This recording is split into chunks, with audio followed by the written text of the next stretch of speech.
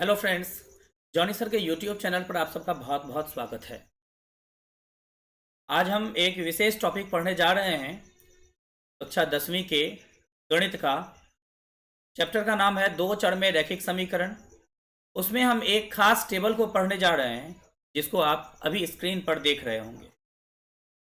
इस टेबल में हमको पढ़ना है कि समीकरण के आलेख कितने प्रकार के होते हैं और समीकरण के हल कितने प्रकार से के होते हैं। इससे पहले हमने 3.1 को पढ़ा दिया है। 3.1 में आपने पढ़ा होगा कि 3 सवाल थे और 3 सवाल में जो ग्राफ आया था वो 3 तरह का ग्राफ आया था। एक ग्राफ प्रतिच्छेद कर रहा था, दूसरा ग्राफ संपाती रेखा था और तीसरा ग्राफ जो है वह समांतर रेखा आया था। तो वो हमने ग्राफ बना करके तब जाना था कि वह संपाती है या समांतर है या प्रतिच्छेदी है। लेकिन इस बार हम बिना बनाए ही एक दूसरी विधि से इस चीज को देखेंगे कि वह संपाती है या समांतर है या प्रतिच्छेदी रेखा है।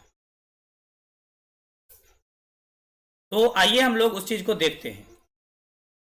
यह जो आप देख रहे हैं यहां पे 3 तरह का समीकरण है।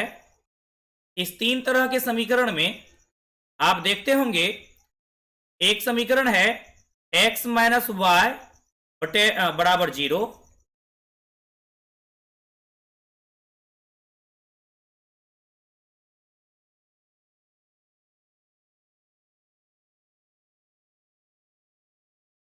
x माइनस वाई बराबर 0 और दूसरा जो समीकरण है वो है 3x plus 4y minus 20 equal to 0। आप देख रहे होंगे, ठीक है। मैं इसे हाईलाइट कर दे रहा हूं, ठीक है। एक आपका यह समीकरण है, ठीक है, और दूसरा जो समीकरण है वो आपका है ये वाला, ये देख लीजिएगा, ठीक है। और तीसरा जो समीकरण है आपका वो है ये वाला, ठीक है। देख रहे होंगे, ये रहा आपका दूसरा समीकरण। तो इसमें क्या है कि इसमें हम लोग a1 a2 b1 b2 c1 c2 निकालते हैं। वो हम कैसे निकालते हैं वो भी हम आपको करके दिखा रहे हैं, ठीक है। तो इसके लिए हम एक न्यू पेज ले रहे हैं, ठीक। मान लीजिए एक समीकरण है आपका x माइनस 2y बराबर 0, वही हम लिखेंगे यहां पे।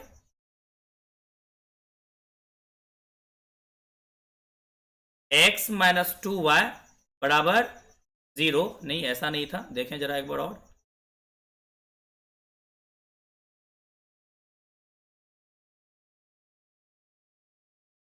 x माइनस 2y बराबर 0 ही था, बिल्कुल, ठीक है। और दूसरा जो समीकरण है वो है 3x plus 4y minus 20, 3x plus 4y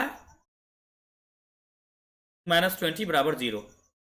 अब यहां देखिए a1 हमको क्या चुनना है, a1 चुनना है, b1 चुनना है, c1 चुनना है, a2 चुनना है, b2 चुनना है और c2 चुनना है।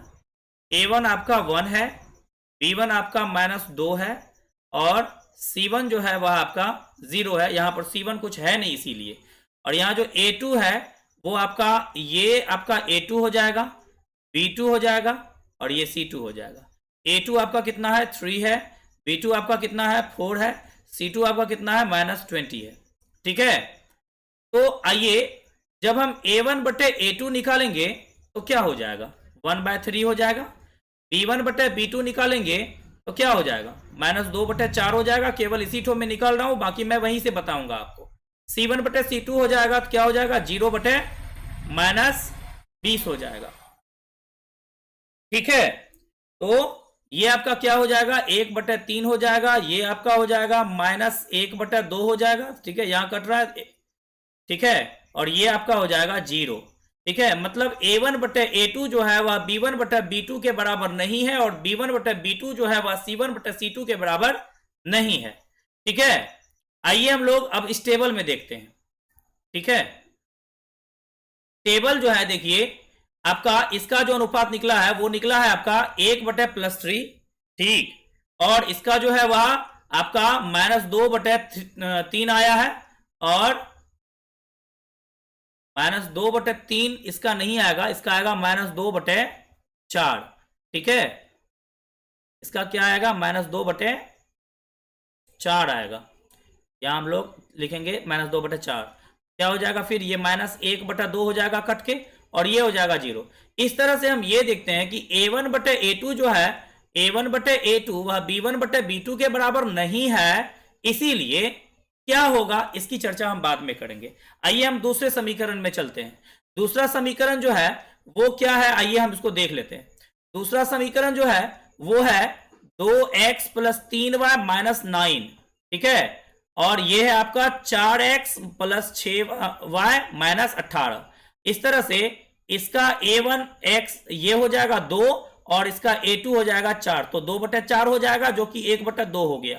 ठीक है, ये आपका इसका जो A2 है वो हो जाएगा, सॉरी B1 जो है वो आपका 3 है। ठीक है, और B2 जो है वह आपका 6 है, तो ये आपका 3/6 हो जाएगा, कट करके 1/2 हो जाएगा।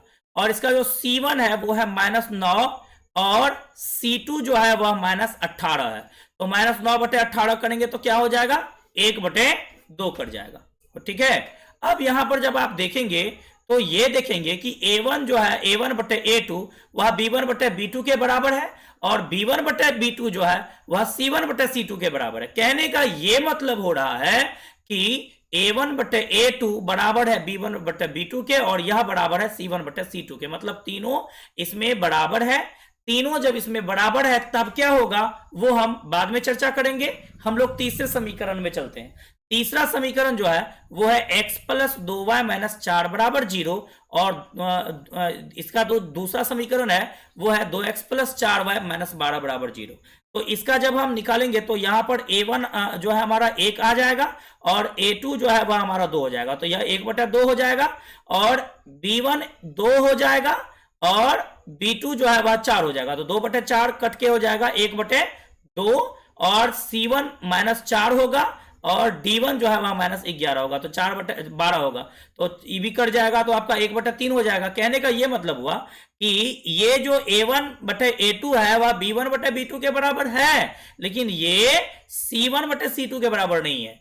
ठीक है, मतलब ये दोनों युग्म बराबर है, लेकिन तीसरे युग्म के बराबर या नहीं है, मतलब 2 बराबर है, 1 बराबर नहीं है। आइए अब इस तीनों का मतलब क्या होता है वो हम चर्चा करते हैं। अगर आपका A1/A2 B1/B2 के बराबर होगा, तब आप ये समझिएगा कि इस समीकरण युग्म का जब हम आलेख निकालेंगे तो वह हमको काटती हुई रेखा मिलेगी, इस तरह की रेखा मिलेगी, प्रतिच्छेदी रेखा मिलेगी। ठीक है, यह आपको प्रतिच्छेदी रेखा मिलेगी। लेकिन जब तीनों बराबर हो जाए, 1 2 3, देख लीजिए A1/A2 B1/B2 C1/C2, यह तीनों यदि बराबर हो जाए तब आप समझिएगा कि संपाती रेखा मिलेगी, मतलब एक रेखा पर ही दूसरी रेखा भी होगी संपाती रेखा में। और जब A1/A2 B1/B2 के बराबर होगा, लेकिन वह C1/C2 के बराबर नहीं होगा, मतलब कि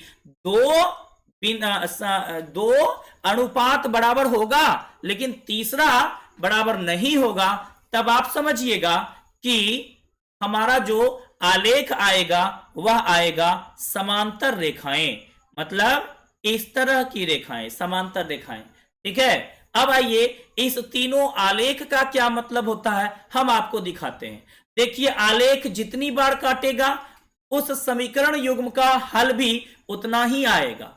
जैसे कि इस वाले में आप देख रहे होंगे कि आलेख जो है वह एक दूसरे को एक बार ही काटा है, देखिएगा यहीं पर काटा है, एक बार ही काटा है। ठीक है, इसीलिए इस तरह के समीकरण युग्म का केवल और केवल एक हल ही होता है। ठीक है, अद्वितीय हल बोलते हैं। इस तरह के समीकरण को संगत समीकरण युग्म कहा जाता है। ठीक है, और यदि संपाती रेखा होगा, मतलब यहां पर आप देख रहे होंगे एक रेखा के ऊपर ही दूसरी रेखा भी अगर हो जाए तो इसका यह मतलब हुआ कि एक रेखा दूसरी रेखा को अनंत बार काट रही है, इसीलिए ऐसे समीकरण युग्म का हल अनंत रूप से अनेक हल होता है। ठीक है, अनंत हल होते हैं, ऐसे समीकरण युग्म के अनंत हल होते हैं। ठीक है, और ऐसे समीकरण युग्म को संगत या आश्रित समीकरण युग्म कहा जाता है, और ऐसे समीकरण का हल अनंत रूप से अनेक हल होता है। ठीक है, अब है तीसरा वाला समांतर रेखा। अब क्या है, जब एक बार काटा था तो हमने क्या कहा, यहां पर एक बार काटा था तो हमने क्या कहा कि केवल ऐसे समीकरण युग्म के केवल एक हल ही होते हैं, लेकिन जब अनेक बार काटा तब हमने क्या कहा कि ऐसे समीकरण युग्म के अनेक हल होते हैं। लेकिन अब समांतर रेखा आ गया है, समांतर रेखा एक बार भी नहीं काटा है, इसका यही मतलब हुआ कि ऐसे समीकरण युग्म के, ठीक है, ऐसे समीकरण युग्म के कोई हल नहीं होते हैं। ठीक है, यहां पर मैंने लिख दिया है, और ऐसे समीकरण युग्म को असंगत समीकरण युग्म कहा जाता है। ठीक है, तो इसी टेबल के अनुसार कक्षा 10 के प्रश्नावली 3.2 का जो सवाल है वह बनने वाला है। तो आप इस वीडियो को अच्छे से देखें, 2 बार 3 बार देखें, और यदि कोई परेशानी हो तो कमेंट करना नहीं भूलें। यदि आपको यह वीडियो अच्छे से समझ में आया है, यह वाला टेबल अच्छे से समझ में आया है, तो आप हमारे चैनल को सब्सक्राइब कर लें और बेल आइकन को भी दबा दें, ताकि अधिक से अधिक लोग हम जब भी अपलोड करेंगे वीडियो, उसमें से अधिक वीडियो का आपको नोटिफिकेशन मिलेगा, और वो भी सबसे पहले। ठीक है, तो मिलते हैं हम अगले वीडियो में कक्षा 10 के प्रश्नावली 3.2 को लेकर के। तब तक के लिए नमस्कार।